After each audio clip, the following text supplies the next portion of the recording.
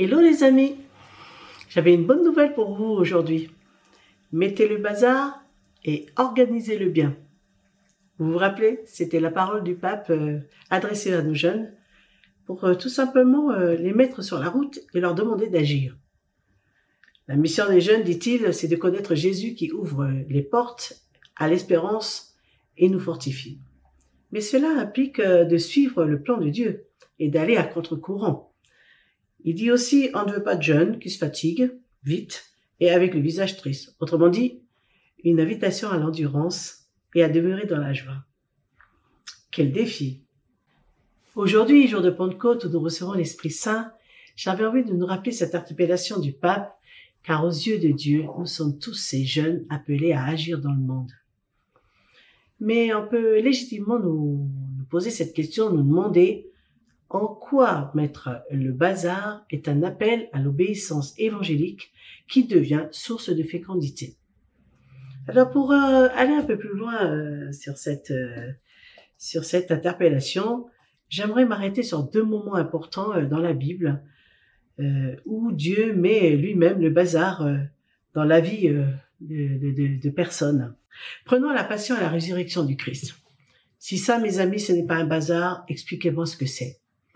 Jésus lève des hommes à sa suite, les font témoins de grands moments, il opère des miracles, enseigne les cœurs et les intelligences, rassure, guérit des vies, fait le bien et malgré tout, il est condamné à mourir sur la croix. Pourquoi?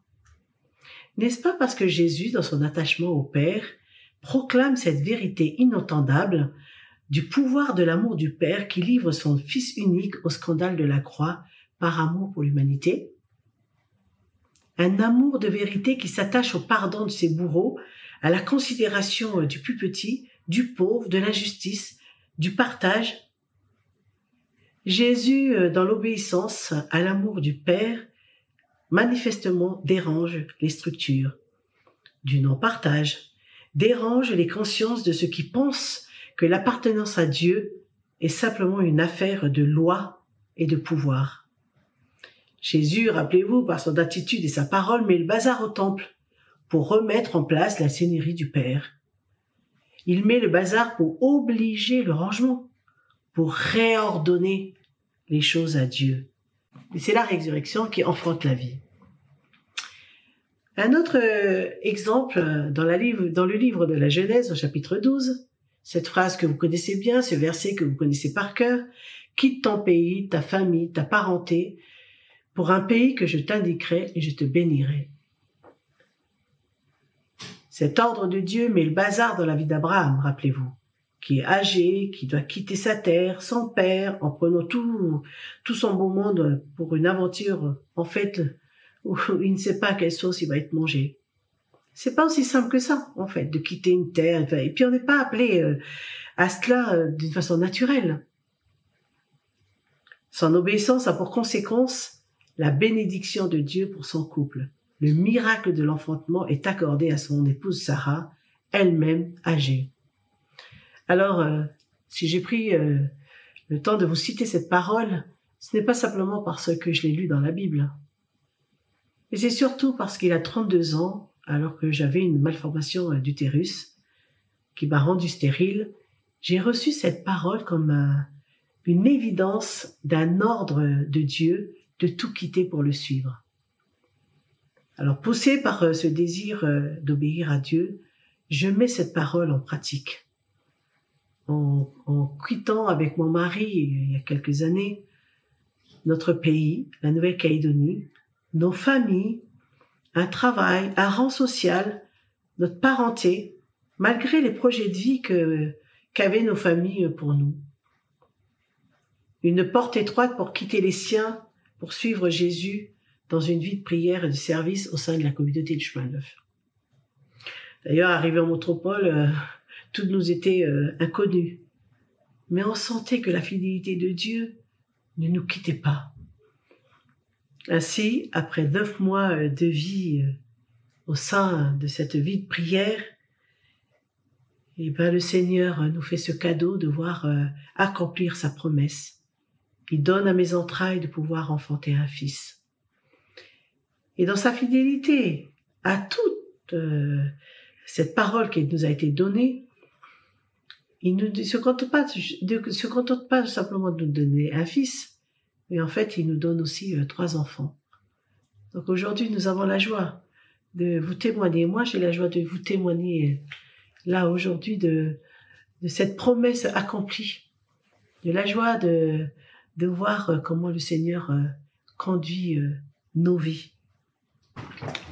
On voit bien que dans ces 2 exemples, que ce soit la résurrection ou l'appel d'Abraham à tout quitter, l'appel de Dieu passe par une dynamique où les repères, les codes, les habitudes, la logique humaine subissent une conversion pour plus de vie, pour que Dieu lui-même opère un miracle. L'obéissance à Dieu, dans la logique de l'amour, porte toujours du fruit. Et l'Esprit Saint qui demeure à nos côtés jusqu'à la fin des temps est cette force qui nous conduira si nous décidons de lui confier nos vies. Chers amis, chers frères et sœurs, faisons ensemble le choix de vivre cette promesse. Disons oui à l'Esprit Saint en lui donnant toute notre vie, dans les moments de joie, mais aussi dans les moments les plus compliqués, n'ayant pas peur de radicalement dépendre de lui. Allez, ma bonne nouvelle aujourd'hui, c'est de vous dire debout, quittez vos canapés, vos repères, n'ayez pas peur d'obéir à Dieu en mettant le bazar dans les lieux où la vérité, la liberté, la vie sont confisquées ou non respectées, et où l'annonce du nom de Jésus n'est pas permise. N'ayez pas peur d'aller à contre-courant des idées, des organisations toutes faites qui ne servent pas l'Évangile. Ne craignez pas pour vos vies. Le Sauveur veille sur vous.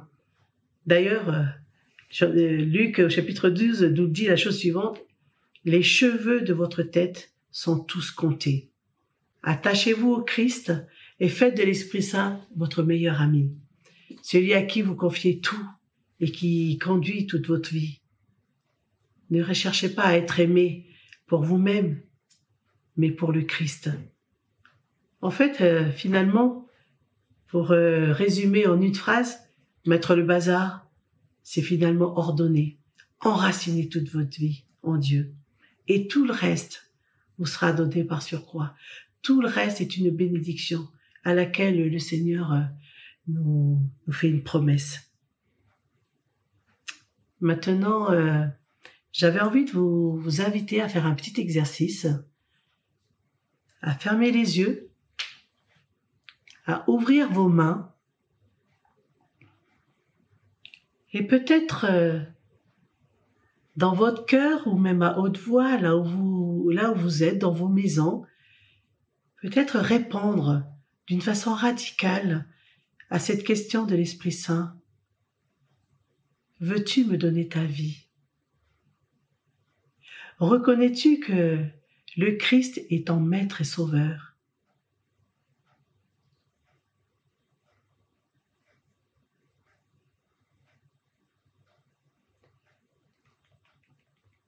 Viens, Saint-Esprit, viens envahir tout notre être entier. Viens, esprit de sagesse, d'intelligence et de force, esprit de connaissance, esprit de conseil, esprit de piété, esprit de crainte. Fais-nous la grâce d'un attachement serré au Christ et que nous ayons l'audace de dire oui sans savoir ce qui adviendra de nos vies, l'essentiel étant d'être dans tes pas. Peut-être que je peux prier avec vous, avec cette prière du pape François lorsqu'il a lancé cette invitation à agir, à quitter nos canapés. Il a prié pour nous de cette manière. Seigneur Jésus, libère mon cœur, que je ne sois pas esclave de tous les pièges du monde, de la commodité, de la tromperie, de la bonne vie, des vices, d'une fausse liberté qui est de faire ce que je veux à chaque instant. Amen. Bon vent les amis. Alors petit message personnel. Aujourd'hui, c'est aussi la fête de tous les engagés à vie à Montmartre. Donc, à tous mes frères et sœurs, bon vent dans l'Esprit Saint. Je vous embrasse. À bientôt.